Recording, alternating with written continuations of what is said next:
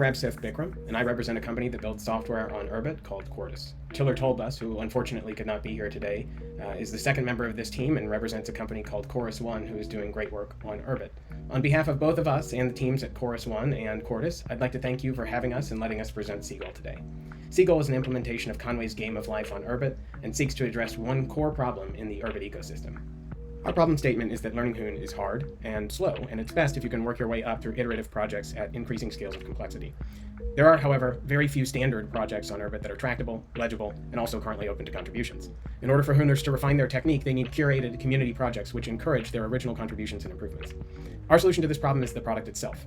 Our product, cgol, is an open source repository that's written almost entirely in Hoon, outside of a few JavaScript functions and a little CSS, most of which was handled by our third team member. I'd like to share cgol with you now, but first I'd like to give that third team member a chance to show everyone the way in which it contributed to the team.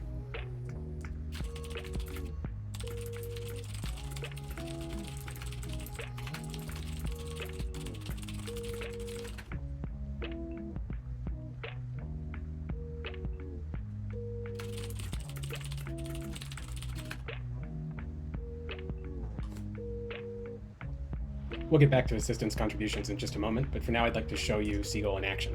So the first thing I'm going to do is start a new game. I can do that by setting a slider here which determines the X and Y axis and clicking play. I can put a simple life on board and iterate it a few times. 12 here, we'll see it iterate in front of us. This is called a blinker because it iterates back and forth between two possible configurations. We can also add a more complex life on screen, and we can see that kind of explode with some of its complexity for us. Now just there I've used a thing called lightning mode, which is one of the additions to the product outside of the Hoon contributions that uses JavaScript to re-render the front end a little faster. We can see that if I do it via sail, it takes a little bit of a longer time. Each time we iterate the board, however, we are saving that state so that we can return to that board later, and we'll take a look at that here. Hope you've got a glimpse of that last shape that we were just looking at. If I go into the active games, I can see I have a saved game at a grid size of 15 by 15 with a name associated with it, a very Urbit-y name. And if I click on play, I'll see that same shape that we just left. Okay, we can also import RLE patterns, which is a common way to describe lives on the internet or just in general in computer science. So I happen to have one here. It's an acorn file, or an acorn life.